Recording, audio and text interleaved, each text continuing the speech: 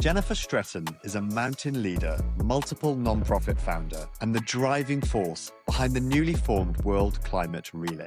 She's also an old university friend of mine who I share some incredible memories and experiences with. Jen has spent the last decade in the French Alps, but her bigger mission is helping people focus on climate action that actually makes a difference, from high-impact giving to systemic change. She's all about cutting through the noise and doing what works. This episode is far more than an epic conversation on topics and issues that don't get enough airtime. It's a powerful call to action for us all to do our part in protecting this incredible planet we're lucky enough to call home.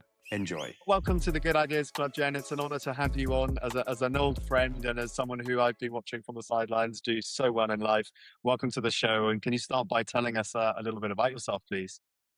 Thanks so much for having me, Dan and Alex. So I'm a Brit who has been living in the French Alps for the last decade. I'm a mountain leader. I guide trips over here in the Alps and in the Arctic, and I'm also a nonprofit founder. So I founded two nonprofits in the last 2 years, one called Mieux Donner, which is a donor advisory helping donors and businesses find the highest impact opportunities for their charitable donations. And then the second charity that I launched at the end of last year is called the World Climate Relay. And we're the world's, or so as we believe, we're the world's first global fundraiser for climate change. And so this June, for 1 week, people from all over the world are going to take on a challenge, whether that's a run, a hike, or a swim, and raise money for high impact climate charities. It's incredible. Like what a life. I'm jealous there. I mean, yeah, it's kind of like, how do you go from becoming a climbing guide and a mountain leader to setting up multiple successful charities? And how do you juggle all that still? What's tell us a little bit about the history of that. Well, juggling it, I don't always do very well, if I'm totally honest. Before becoming a mountain leader, I worked in marketing for some financial startups. That's what I did after uni. But I always had it in my head that I wanted to work in conservation. So I'd studied geography. I've always volunteered for different conservation organisations in the UK and out here in France. But when I moved out here, to be honest, I was just a bit fed up of working remotely behind the computer, looking out the window at the amazing mountains here, and all my friends were mountain guides and they were having a great time. So I basically decided to retrain as a mountain leader and then split my year half between guiding expeditions across the world and the other half doing marketing consultancy. And then a few years ago, I basically had a bit of a life-changing event where I came across this idea of effective altruism, and I started reading a lot about it. And I guess I was at that stage in my life where I felt like I had everything ticked off. I had a great job, lived in an amazing place, but I still wasn't happy. And I think it was because I was just lacking meaning in my life.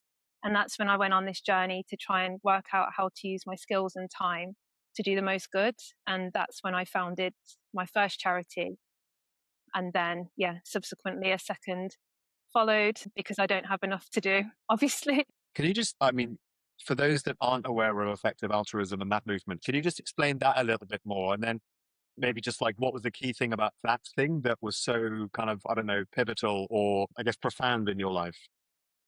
Well, I was actually listening to a podcast, Dan, which I did. I'm a real podcast lover, and I was listening to the Making Sense podcast with Sam Harris. Sam Harris, yes, Yeah. love it. That's how I came across EA. I don't do it. But, Oh, really? Yeah, awesome. Yeah. Yeah. Sam Harris, I'm a huge fan of.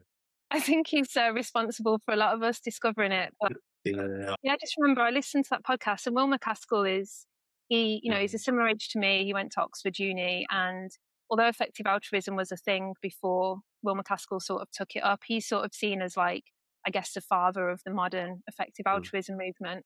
But in a nutshell, effective altruism is just this idea that some ways of doing good are better than others. And if you want to do as much good as you can, rather than just being guided by emotions, you should use evidence and reason to make decisions. Because if you think about it, usually when it comes to, for example, donating to charity, we normally donate to a cause because it's maybe, someone in our lives has had an illness and we donate to a charity because it's helping people with that illness. Or maybe we're just asked. Whereas if you think every other financial decision we make in our lives is based on a set criteria of rationale, like, where can my money go the furthest? But for some reason, we just don't approach altruism this way. It's seen as something that should be led by our heart. And I think when I listened to Will MacAskill on the podcast with Sam talk about just how much more effective the best charities are, like literally 100 times more effective than the average. And also to listen to him describe this, community of people who are literally dedicating their lives to do the most good possible. I think it was a bit of a kick up the arse, if I'm honest. Like, yes, I am just an ordinary person, but I'm super privileged. I have a really average salary, but I'm still in the top 2% of global income. And I think the thing that really shook me was to hear that Will basically gives away all of his income. At that time, I think it was over £25,000 a year. And he's living in Oxford. He's not got loads of money. And I was like, yeah, God, I've never really thought of myself as a rich person, but actually I could give a lot of my income away. And so then I started donating 10% of my income to high impact charities. And I just started reading more about this movement. And I think, they say that you're the average of the 5 people around you. When Right. that 5 people around you becomes super ambitious, altruistic people, I think it just pushes you to do more and more good. So, yeah, that effective altruism in a nutshell and why it sort of changed the trajectory of my life in that way. There's two things that I picked up from those, because I think Will McCaskill's been on a few times, right? And obviously, like Sam uses it, his podcast and his influence frequently to promote the movement, which I think had some bad PR in the last few years, which we may or may not want to unpack. But there's a few things that I remember from it. One, it's like the type of charities that are the most effective, and like you said, the data behind that. Like, and I think Sam uses the example of, I think like buying mosquito nets is pound for pound one of the most efficient ways to spend charitable money. I think that was seen as a good one versus, say, some of the more sexy charities that I feel like I feel it's almost like virtue signaling that I'm giving money to this charity that actually I don't even know how effective that is. And sometimes working out the most efficient charities aren't necessarily the ones that you would naturally gravitate towards. And so he's got is the platform basically that you pay the money to this and then they distribute the money how they see, but almost like a fund where they're like tracking the FTSE 100 is the top most 100 investable companies at that time. It's almost like that money goes to the top charities that they define, and that list probably fluctuates, I imagine, quite often. Yeah, so I mean, there's 3 things that like maybe we could unpick there. One is like the controversy around effective altruism, which I think has been a real shame. Basically, a few years ago, there was a guy called Sam Bankman-Fried who set up this cryptocurrency FTX Yeah. trading thing. And in a nutshell, he just committed massive fraud with the investors' money. And the whole reason he set up this organization in the first place was to earn as much money as he could, so he could give away as much as he could. But I think what's a real shame with that is it's sort of tarred the whole movement with the same bad brush. But and it's been really hard actually for the movement to recover from that. But at its heart, most people within effective altruism are either people who've dedicated their careers to do as much good as they can, or there are some people, I guess sort of similar to Sam Bankman-Fried, who've decided I'm going to earn as much money as I can and then give away as much as I can. So that's called like the earn to give strategy of being an effective altruist. Just wanted to like touch on that so the listeners are clear what the controversy was. And then secondly, you spoke about, some charities are way more effective than others, and you mentioned bed nets. So Against Malaria Foundation is like literally seen as the greatest of all time charity from an effective altruist perspective, because if you think about malaria, it's something that's really neglected. Like it's not something that any of us in the West or in developed countries think about. And it's really cheap to solve. And literally, an insecticide treated bed net can protect 2 people against malaria for 2 years for $2. It's just such a cheap intervention. And if you compare that to the sort of things that, we might normally donate to, like cancer research or guide dogs or British Heart Foundation. And by the way, I'm not saying that those 3 things are like we shouldn't donate to at all. But I'm just saying that we tend in developed countries to donate to charities where the solution is really expensive, and a lot of people are already donating to it. So if you donate to something that's neglected and really cheap to solve, you can just help tons more people that way. So I guess looking at it from an impact perspective, it's how can I use my money the most cost effectively to save as many lives as possible? And malaria is a really good example. And then the third thing, but I'll let Alex come in, was like, how is that money chosen and how is that divided? But I'll let Alex come in first and maybe we can go back to that. Yeah, I want to dive into this a little bit more in terms of What do you think are the biggest blockers from a effective altruism point of view? Because obviously, it has been tainted by SPF, but it's not the reason why the movement isn't radicalized, I don't think. So do you think that it's a lack of awareness, a lack of awareness of the fact that you can be really, really efficient on things like the malaria example? Is it just apathy? What do you think are the dynamics that go into all of this? Well, they say that for effective altruism as a philosophy to appeal to you, you need two things. You need to be like really expansively altruistic, which means that you want to help as many as people or animals as you can, independent of where they are and perhaps even independent of their species. So, the effective altruism movement is also really concerned with farmed animals, for example. So that's expansive altruism. That's caring about, people and animals and species distant from you.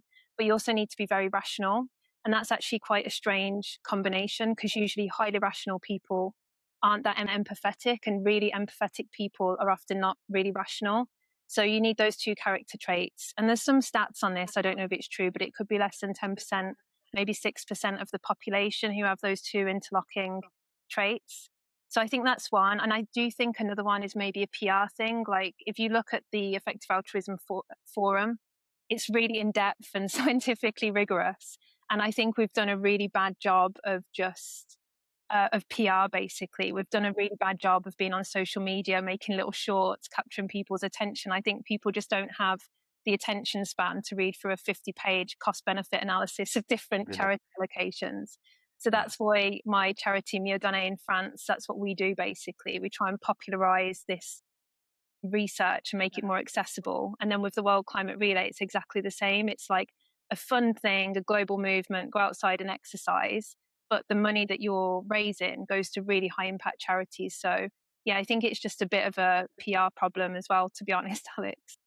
But that's awesome because that segues perfectly onto the problem that you're solving within this space. And just to take us not a step back into effective altruism, I think we've covered that enough. But one of our previous podcast guests was Michelle Wynn, who Inso and her company Peak Positive have just formed a strategic partnership with to do strengths-based analysis. And I wonder there, I'd like to connect to you and Michelle afterwards because her strengths-based mechanism will identify exactly those traits that you're looking for. And I wonder if there's something there in all the strength scopes and all the other tools that do this that might help you, again, just target the right people based on who's taking these tests. Just a sub-thread that we can connect the dots on later on. But amazing. Yeah. So, okay. So onto your charities then and the problem that you've clearly identified and framed. And how do you go about even trying to be creative and different in the charity space? I mean, that takes some guts to try and rock a fairly difficult sector to play in. Yeah, I mean, to be honest, Dan, I was really lucky because 2 years ago, after I've been doing all this reading, and I was like, right, I need to do some good in the world and not just, you know, skip around in the mountains having fun. I actually applied to this program called Ambitious Impact. They have this charity entrepreneurship program. And what they do is they take entrepreneurial people from around the world and match them with a high impact charity idea. And so what they do all the research on these are the charities that would be really amazing and impactful. We just need to find founders for them. So I applied to this process and I was like really shocked, to be honest, to get in. Rocked up in London alongside 14 people around the world. And then over 2 months, we worked together on different projects. And in our cohort, the whole point of our cohort was to create what they call effective giving charities, which are charities that raise money for really effective charities. So we're like the fundraisers, because they'd identified that effective altruism and effective giving was doing really well in the UK because most of effective altruism and all of our marketing is in English. But in France and Italy and India, they didn't have people doing that. And obviously, I live in France. And so they were like, right, we need to make all of this research available in different languages. So I was just lucky enough that I got into this program, got matched with this really high impact charity idea, which was to create an organization in France that educated people about the most effective charities in the world. And I met an amazing co-founder, and I'm sure you understand the value of a co-founder working together. But I would say to everyone, if you're going to start anything, whether it's a charity or a company, don't do it without a co-founder because it's miserable, with a co-founder. You're preaching to the converted there. That's yeah. But yeah, no, I never would have, been smart enough to come up with that idea of my own. So how did the idea generate then? Are the ideas already kind of the starting point of the program, or does the program run through an ideation round to come up with those core challenges? Yeah, so the way that Ambitious Impact works is they have a whole, research staff that look for which charities do we need to make a big impact, like where are the gaps in the market for really high impact charity, and then they release these ideas, and then you as an individual are like, I want to found that charity, and then you apply to the program. But it's such an interesting process, Dan, because you basically turn up and it's a bit like, I like to say it's a mix between Love Island and The Apprentice, because you're living together basically in London in a big house. You're working together each day on different projects. Sounds so And good. like my co-founder, Romain, for example, he's an engineer, he's from France, he's 10 years younger than me. We're so different, but we just seem to work together really well.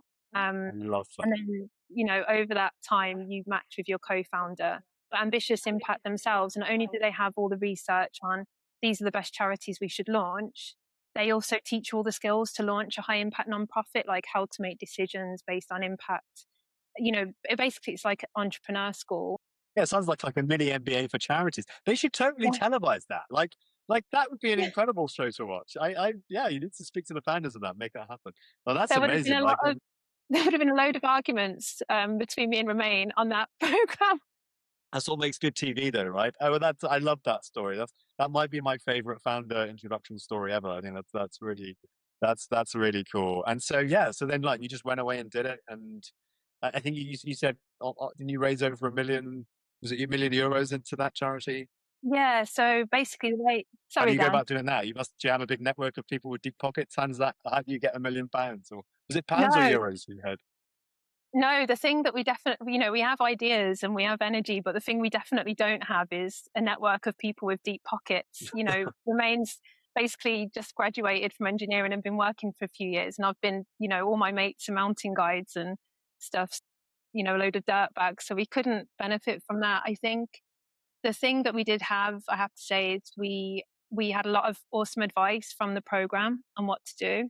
I have a background in marketing, and Romain has got like this very rational mindset. So I think that worked really well. We did a lot of things like search engine optimization, and basically we just like jumped on opportunities really quickly. And then we had like the ecosystem of other organizations across Europe, like giving what we can in the UK, who had done this before, so we could benefit from their success. And a lot of it's just luck, isn't it? Mm. Hard work, luck, following advice, just being lean, trying stuff. It doesn't work, long hours. So yeah, that's how we manage. And it's just mostly, a lot of small donors, a couple of big donors, but just like collective people in France who want to make a difference. So we're really, yeah, humbled by that, to be honest. And we're in the process of hiring 3 new people for Mirdane. And I think it was that success that made me think, wow, we've managed this in France where honestly donations are not a big thing. It's not culturally a big thing. And I thought, okay, climate change is such a massive issue and it's a global issue. And that's what made me want to create this big global fundraiser for climate change, the World Climate Relay, to sort of use all the lessons I'd learned with Mirdane and advising people in France on their donations, but creating something global specifically for the climate. So I just couldn't help myself last year. I was like, this has to be done and no one's doing it. So I'm going to have to do it.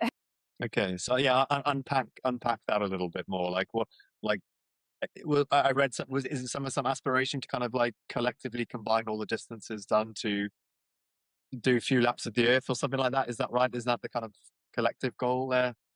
Yeah, exactly. So I think I was just really motivated by Movember. I had this Okay. moment where my brother-in-law sent me a request to donate to his Movember page. And if people don't know what Movember is, you basically grow a moustache, shave it off, raise money, and it goes to men's mental health and prostate cancer. And I think Movember, I was like, wow, if Henry's doing this for charity, he's just not the sort of person that gets involved in this. They've done an amazing job. And I just started to read about their story, how they started in 2003, as a bunch of mates in Australia. And now they've raised over 1 billion for men's mental health. I was like, wow, like that's amazing. Like a lot more people think about climate change than men's mental health. So surely we can replicate this. So that was the inspiration. And then in terms of the goals, like, this is just year 1. It starts on the 5th of June this year, which is 2026. And the goal is over 1 week to try and get people from 50 countries to collectively go 1 lap around the world, which is 40,000 kilometers. and raise $100,000 for high impact climate charities. We're literally 1 week out today, and we're currently on 45 countries. I think we have like 1,600 people signed up, and we've raised $34,000. So we're just over a third of the way there. And the distance we don't know yet, obviously. But some people are like lifting the collective weight of a jumbo jet. Some people are like cycling 300 kilometers. Other people are just going for a walk with their mates. But the community is great and it's really diverse. Well, I will be signing up straight after this, and I'll add as many kilometers as I can, however I can. And Alex, you're actually training for a marathon coming up soon, right? Or next year, so you can add a Yeah, few there you kilometers go. in as well. Yeah, for sure. I'd like to jump in a little bit more in terms of, the average listener at home, because obviously you can donate, and that's great. What are some of the lifestyle changes that we briefly touched on earlier that you think are the most impactful in terms of this? Yeah, so what's really interesting, and I highly recommend every single person who's interested in climate change listening to this podcast to read this book. It's called Not the End of the World by Hannah Ritchie, and the other book she released is Clear in the Air. And it's all different climate misconceptions. But in Not the End of the World, she talks about lifestyle changes. And what's really interesting is the lifestyle changes that we think matter usually make the least difference in terms of tons of CO2 emitted. So, for example, she has this really cool graph, and what it shows is that I think it's something like, I'm going to totally mess up the stats here because I don't remember numbers very well, but it's within this range of around 40% of people think recycling is the most effective thing they can do in terms of reducing their annual emissions. But only 15% of people think that going plant based is the best thing you can do. Whereas actually, what's interesting is it's the inverse. What people think is the most effective is usually the least. So if we look at recycling, if you recycle everything, you'll save roughly zero point 0.2 tons of CO2 emissions per year. But if you go plant based or go car free, it's around 2 tons of CO2 emissions. So, from a lifestyle changes perspective, the things that the media focuses on, like, recycling and switching to LED light bulbs, honestly, from a climate perspective, it just makes basically no difference at all. The things that really make a difference are honestly hard to do. Things like going plant based, not having a car. But obviously, not many people can or want to do those things. And like maybe we can dig into this a bit more, but I think one of the things I'd really like to see change is the whole climate conversation change. I think for way too long we've been focused on the individual as a source of the problem, and this big focus on reductionism, like let's reduce our own carbon footprint to zero.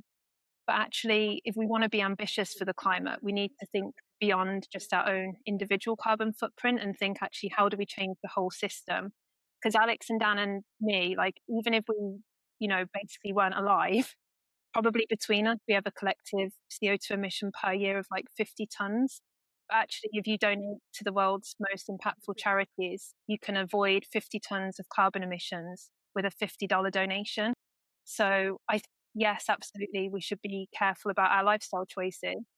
But if we really want to do something for the climate, we need to change the entire system, which means, switching from fossil fuels to renewables. That's definitely the biggest lever we can pull. I mean, if we look at like, okay, let's zoom out. I like this. So, humanity as a draw on this planet's resources, I think is fair to say, without being too negative or too positive. It's like innovation and technology will always be a part of our lives. So we're not exactly going to slow down. Well, maybe we will. It'd be interesting to, if we have time to go down the impact of AI, and if that does free up time for us, will that draw us towards more charitable, positive things for the planet? I don't know. But like zooming out as humanity, and the fact that we've got different countries at different levels of kind of economic and industrial readiness, like the typical Western world has learned the lessons from, or is trying to learn the lessons, become carbon neutral, stuff like that. But the developing world is developing, right? And so are they going on the or starting on the foundation of what we kind of aspire to, or are they just making the same mistakes as us by burning through fossil fuels and kind of getting their industry going by doing it the way that happened historically, kind of as the Western world proved the route? How does the world get up to a point where actually the baseline starting technology and processes and systems are as energy efficient as they can be? Because I mean, I don't know much about this, right? So I mean, all I hear is that actually, in order to sustain the consumerist world and our expectations of the world and the resources that we're pulling is practically impossible given the ways to generate fuel from sustainable methods right now. And then there's a whole thread about nuclear power and stuff like that, which we could go in so many different ways on this. But just in general, like, how do we all make sure that future development is built on a foundation of lessons learned from the past? Is probably an easier way of saying it. I think that's such a good question. And I think this is so often missed. And one thing I'd like to say, it really annoys me when you get people in developed countries over focusing on a reductionism as a way for us to, solve the climate crisis. Because if you look at a graph of economic growth and energy usage, it's literally linear. You can't grow economically unless you use a lot more energy. So if we just focus on reductionism, we're basically saying to these countries, you're not allowed to develop. So you're absolutely right. Like, it's a climate justice thing as well as a climate change issue. We have to give developing countries access to clean renewables. And it's also a health issue because globally air pollution kills 3.2 million people per year, which is 6 times more than every single murder, terror attack, and war death combined. So it's a massive issue. And so, Dan, I'd say the simple answer is yes, we can help countries develop in a way that they don't have to go through this fossil fuel heavy industrial revolution that we did. And I think one of the ways of doing that is continuing to invest in renewables because renewables are already cheaper in most countries of the world than the fossil fuel equivalent. But we need to keep investing in renewables because the more we produce renewables, the cheaper that technology becomes.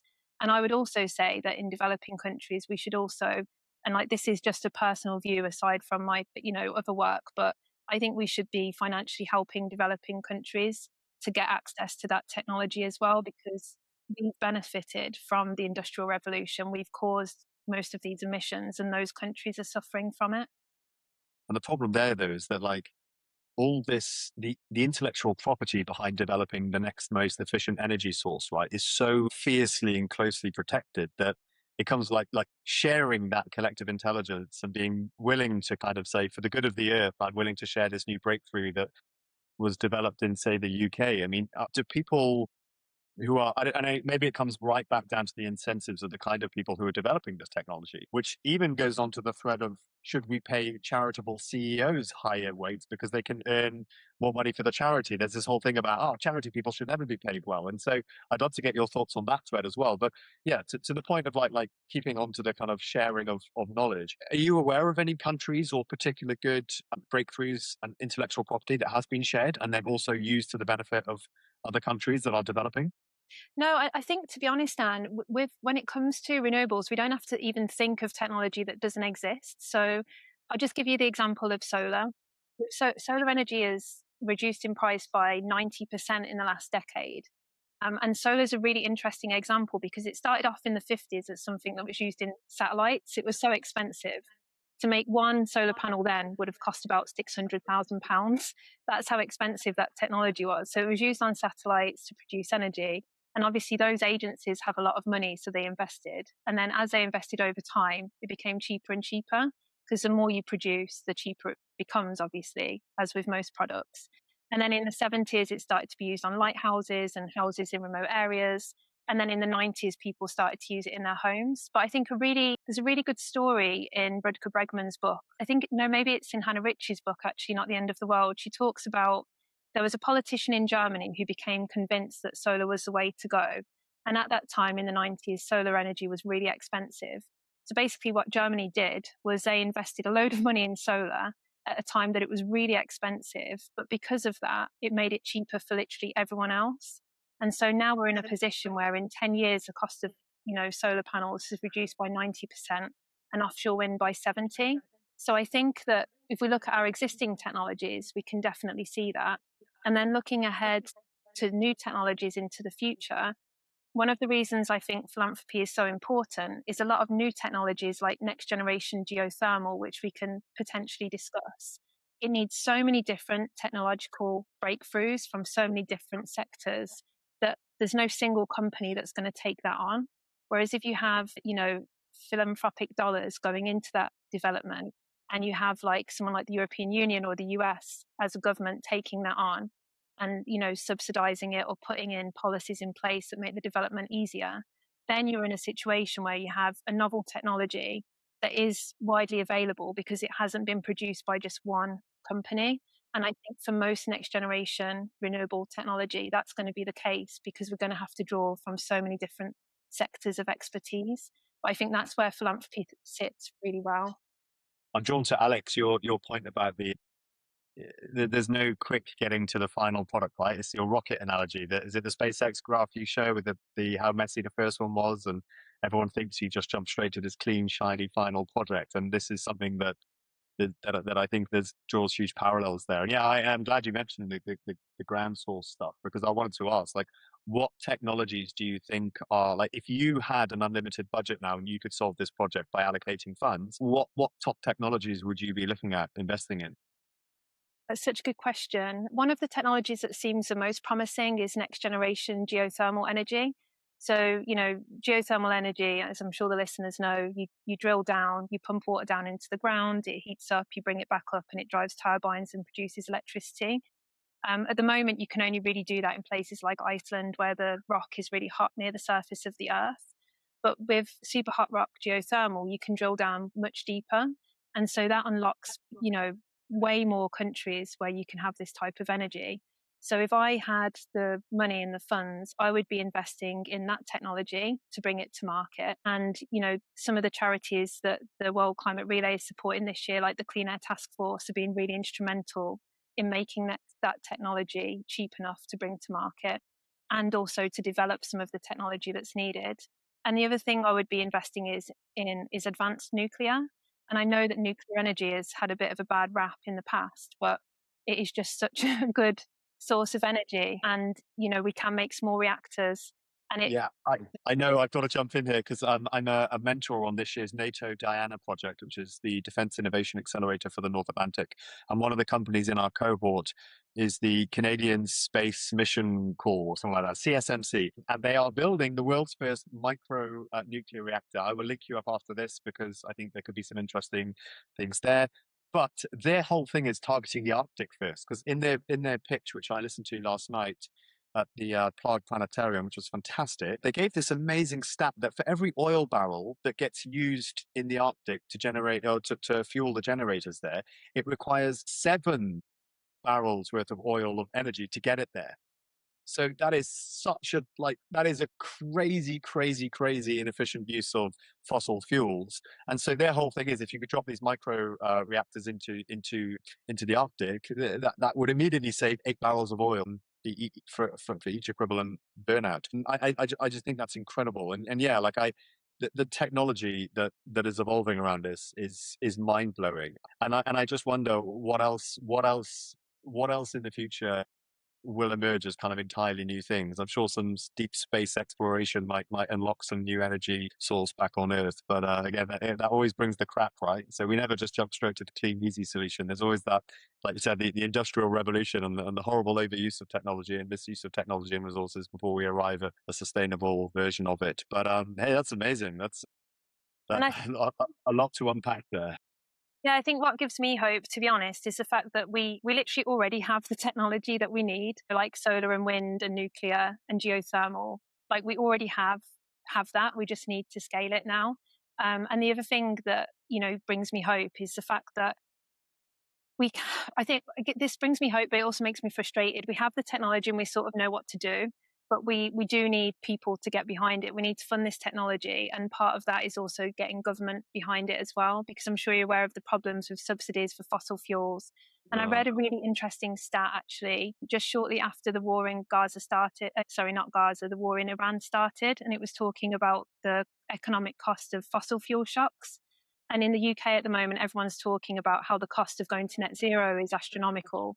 But they actually have predicted, the Climate Change Committee in the UK, that going to net zero every year between now and 2050, the cost of that going net zero would be cheaper than a single fossil fuel shock like we had in 2022. that is wild. I also, as we were talking there, just had this kind of hypothetical vision. Like, imagine that somehow photovoltaic technology had been invented before the discovery of, say, oil or fossil fuels, and like how advanced that technology would have been, and like what problems, if any, would we have faced had like we almost like never discovered the fact that fossil fuels could burn and we jumped straight to straight to renewable sources. Like, that would be a really interesting scenario to play out in a model.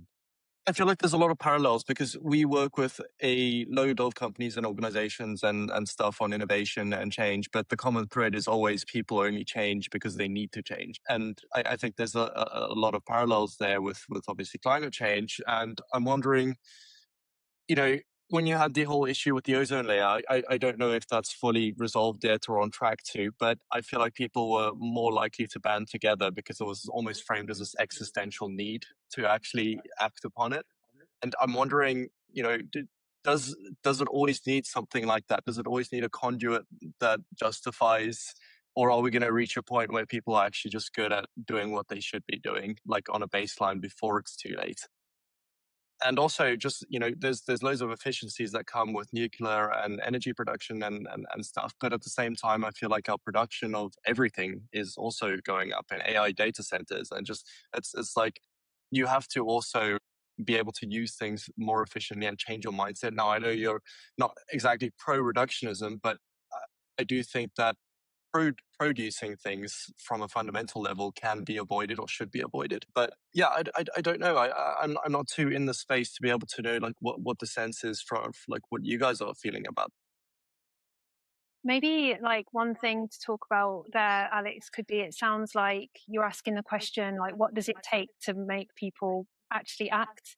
And I guess with the ozone, what was interesting is I think we could see this big picture of this big hole in the ozone. And, people were seeing that skin cancer rates were going up. And it also happened to be, I guess, affecting mostly people in Australia and New Zealand. And so, it was also affecting an area of the world where people had power and money to do something about it. But we did fix that. We did fix the hole in the ozone layer. And I think maybe the problem with climate change is it still feels like something that's in the future. And I'm sure like you're both really hot today as well, but we're having this massive heat wave, aren't we, at the moment in Europe?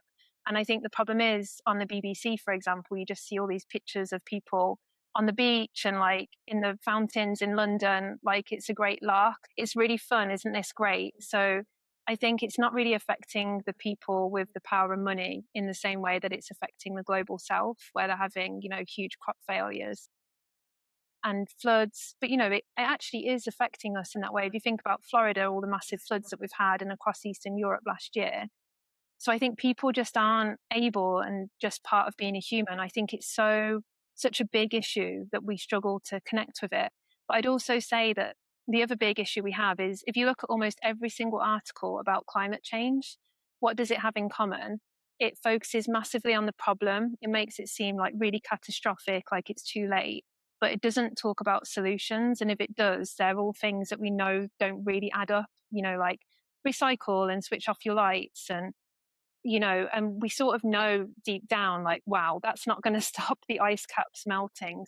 I'd like to see journalism switch from this catastrophizing to actually focus on these are the solutions and like this is what we can do as individuals. And then the other thing I'd like to see is people realize that most people care. I'm going to ask you both a question now, actually. I'm going to ask you 3 questions and just tell me like your gut reaction, what you think.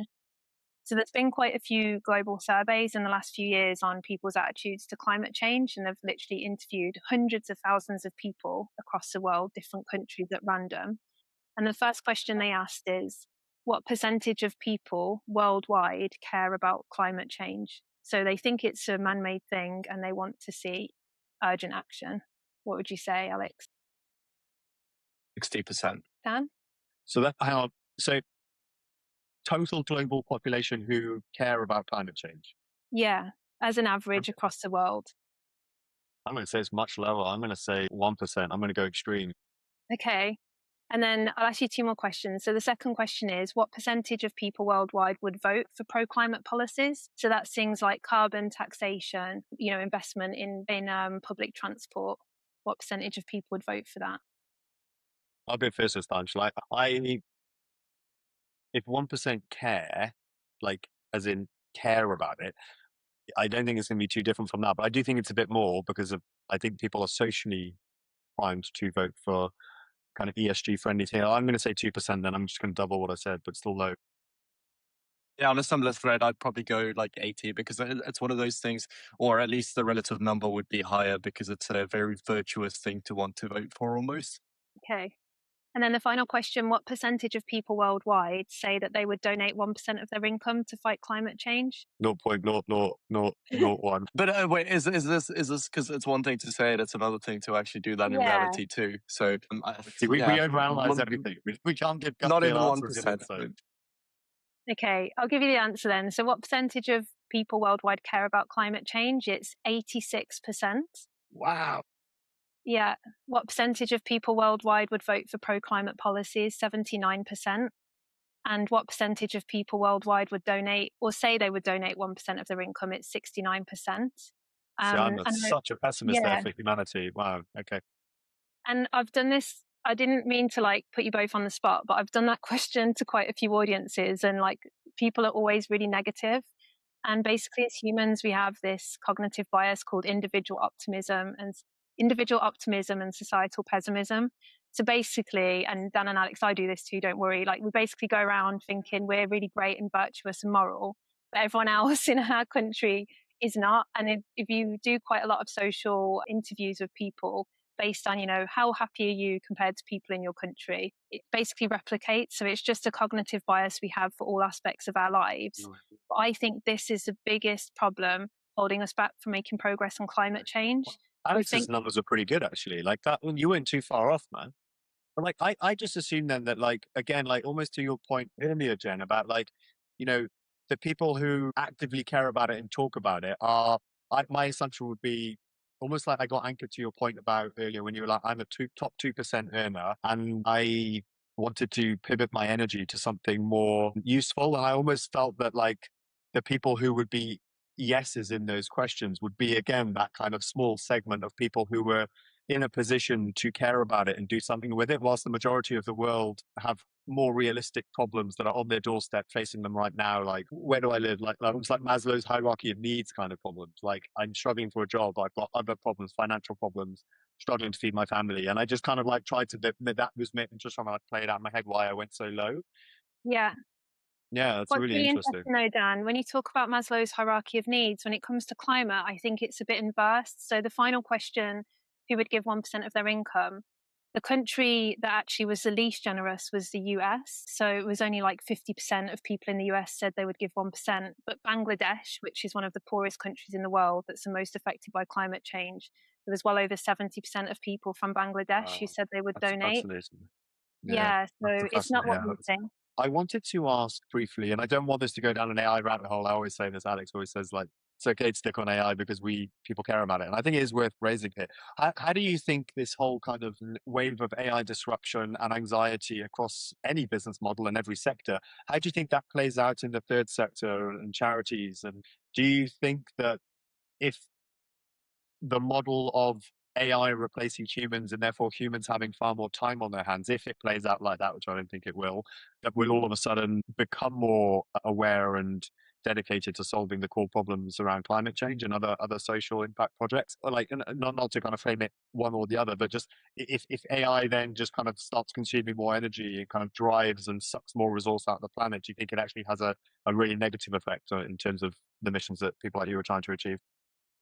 It's a really good question. I think I'm not someone who's thought a lot about how AI will affect us from a behavioral perspective on climate change. But one thing that I have thought about and read about recently is how, I don't know if you've both noticed this, I'm sure you have, how much the media is focused on the climate and water usage for AI. But what's really interesting is compared to like basically everything else we do, it's so minor. Like searching on ChatGPT or something, like when you read the stats on the news, it talks about crazy things like the heat produced from data centers in terms of its relativity to a nuclear bomb explosion. But basically, they're really extraordinary headlines. And actually, AI usage is a tiny percentage of our global climate emissions and water usage currently.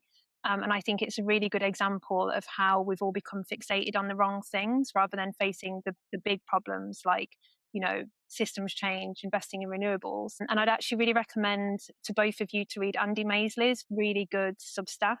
He speaks a lot about AI and climate change and the data behind that. But from a behavioral perspective, Dan, like obviously I would hope that with AI, it will help us with technological innovation so that we won't be reliant on fossil fuels. And, obviously, I would hope it goes that way, but I'm not a super optimist when it comes to AI. I think it's a huge existential risk, and actually, it's something that the effective altruism movement is really focused on, making sure that AI is aligned, aligned aligned to basically what we would hope for our future. And I am quite scared about the development of AI, particularly if you look at the people who are developing it and how power is concentrated in a few private companies. I don't feel super optimistic.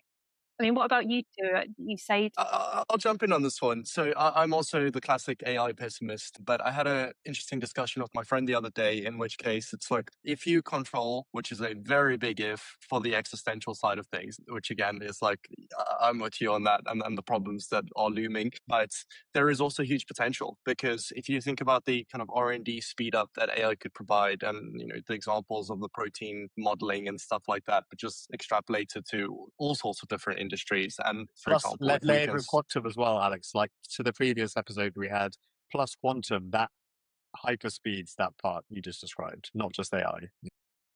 Yeah, so I mean, there are pros and cons with everything, and some are way worse than others. But I think that if we can figure out a way to harness it, it's like the base trend of quality of life and cost of production and things like that could go up and be used in a better way. But again, like I think I largely mirror you with the just overwhelming sense of danger that we are kind of messing around with. How about you, Dan?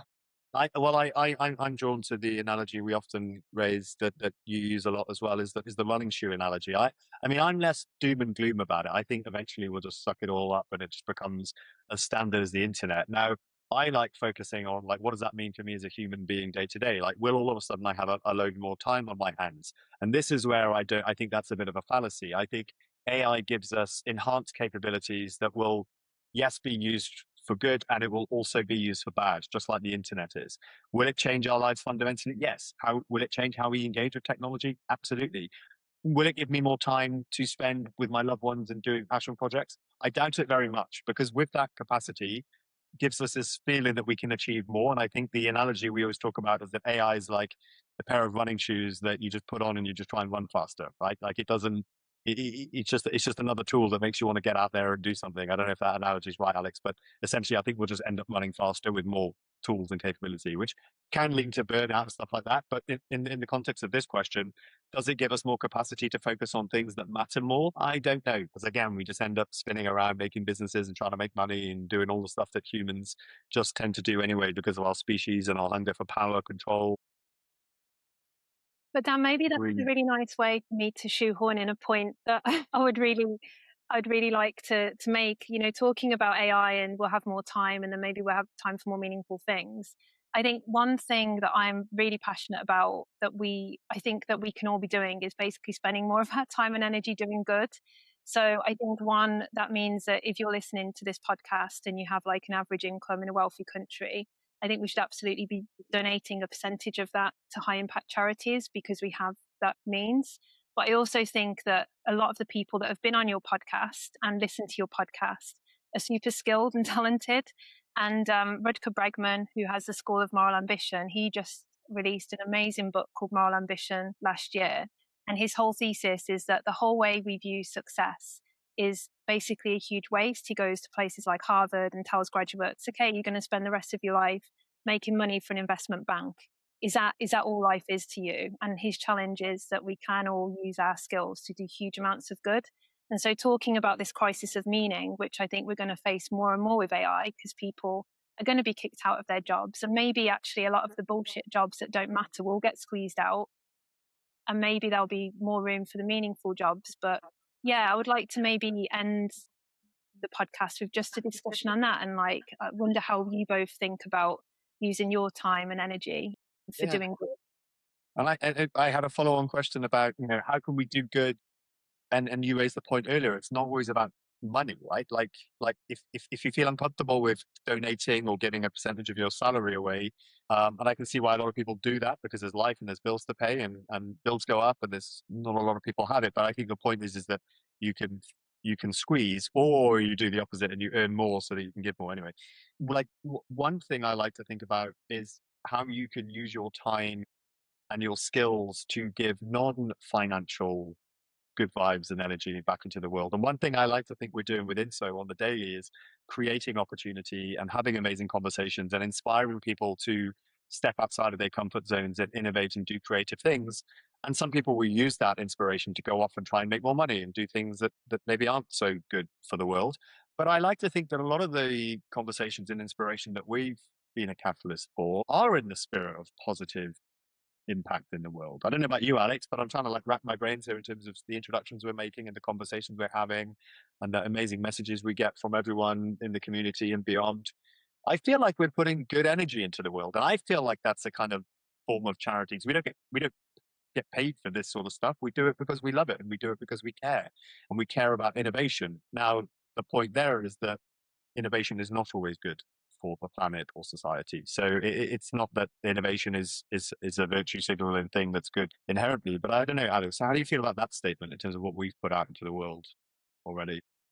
Yeah, I think so, but it always goes back to kind of your key point that you've mentioned, Jen, which is just how efficient can you be and what metrics are you solving for? Because yeah, innovation does bring good into the world and in our kind of capacity, great, but at the same time, it's not the same efficiency, for example, as buying mosquito nets. So there's always a kind of equilibrium to thread there of how you view things, which is actually a really interesting topic, which is just interesting food for thoughts on the ESG side of things and how you actually track metrics and are they just being shifted from one thing to another in terms of supply chain or if we even understand the risks yet. So for example, everyone's going pro electric, which is great, like in terms of EU regulation and electric cars and stuff.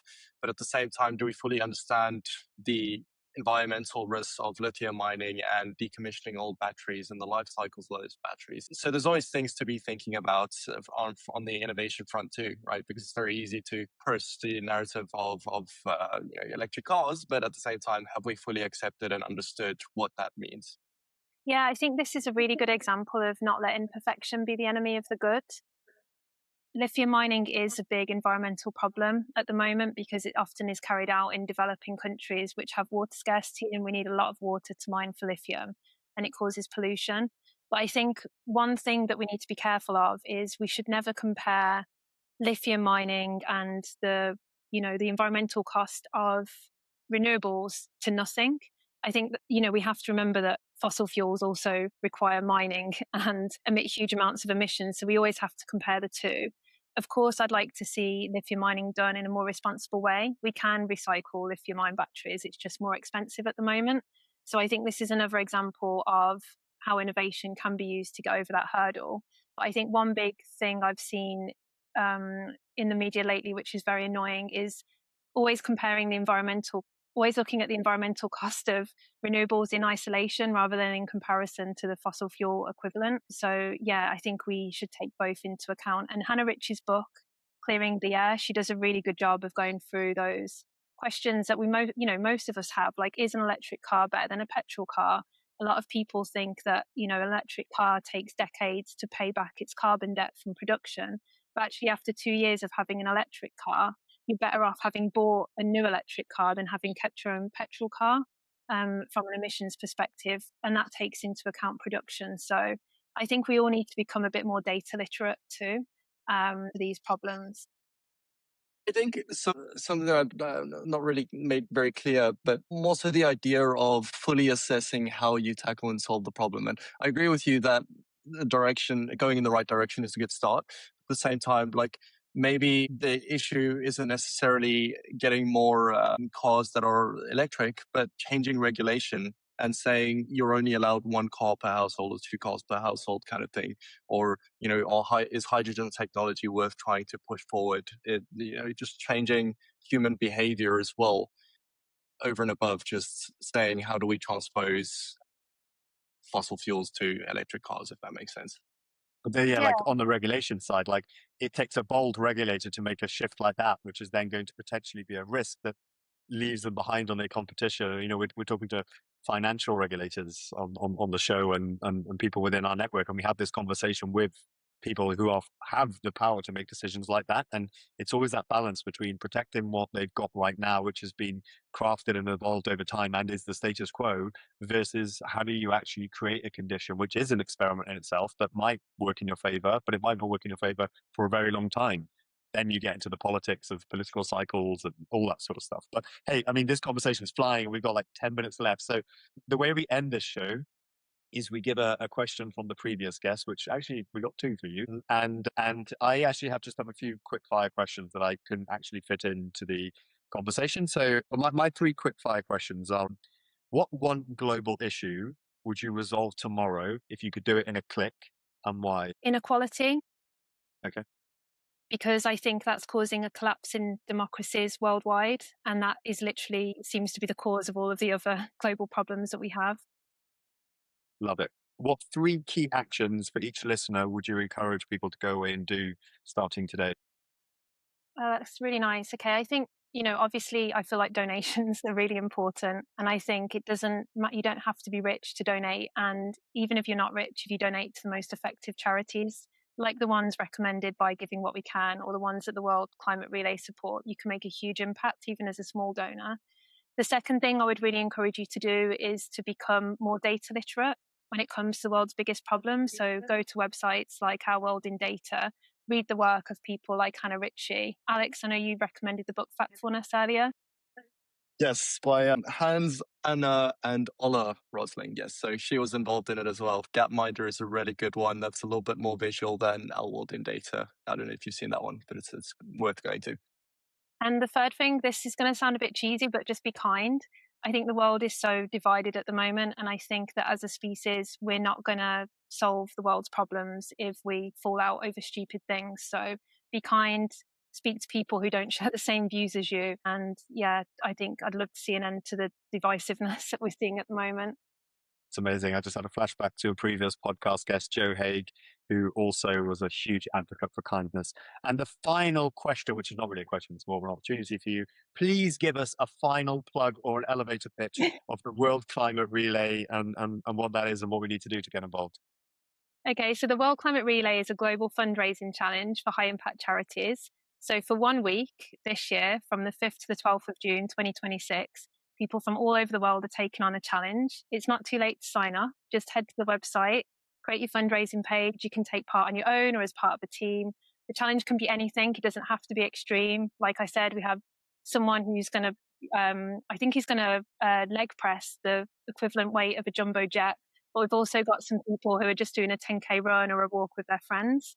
So take part, raise money, and then all of your distance that you cover is going to add to the global total. So you can follow us on Instagram, head to the website. It's not too late to take part, and even a small donation will make a huge impact for the climate. What are those details? worldclimaterelay.org is the website.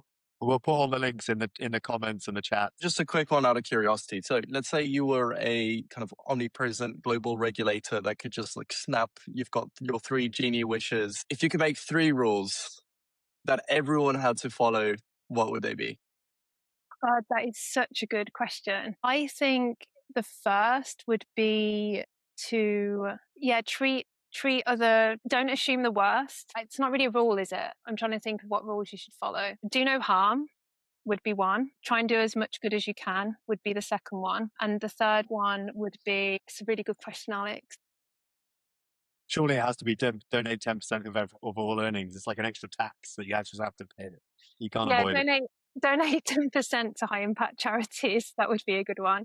But on the 10% pledge, by the way, I am going to pitch it one final time at the end of the podcast because it's a global community of people across the world who've made this pledge. So if you don't want to pledge 10%, you can also make a trial pledge. So if it's something that's interesting to you to take an income pledge, whether it's 1% to 10%, some people pledge much more.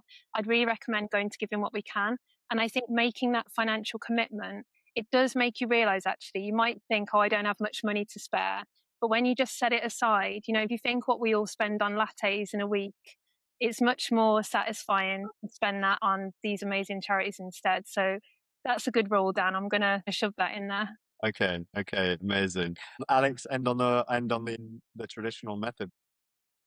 Awesome. So We have in classic Good Ideas Club fashion a question from the last guest, but you're lucky enough to have two of them. So we're going to rapid fire the first one, which is, what's the legacy that you're hoping to leave behind? I would love to leave the world behind in a better place than I found it. That is literally my life goal. That's Um, awesome. yeah, and I suppose more concretely than that, I would love to see more people motivated that they can make a difference for the climate and to be morally ambitious and realize that other people in the world are good people and they care too. That's my ambition. And also, I'm going to kind of give you one because in the notes you said very nicely that you want the World Climate Relay to be kind of like a thing that endures and is on par and like is globally recognized as something like November or Veganuary. And I think that would be a pretty cool thing if you could leave that behind and let that thing just grow and evolve and become what it could be. Yeah, and I'd love, Dan, if in a few years a World Climate Relay didn't have to exist, that would be the best thing of all. That's a good way of looking at it. Awesome. And then the last one would be, imagine our world in 2050. What do you see it looking like from a climate perspective, sustainability point of view? I think we're going to solve it. Like, I honestly feel like we're on this cusp now where renewables are cheaper than fossil fuels. There have been so many wars and crises that I think governments and people are really acting. So I genuinely think that by 2050, we're going to be, I really hope this is the case, and I'm not going to listen back to this and be really sad. But I really think that by 2050, we're going to be at net zero. I think we're going to have renewable energy. We're going to be able to capture the emissions that we do produce. And I just really hope that people across the world are going to be way more united for a common goal.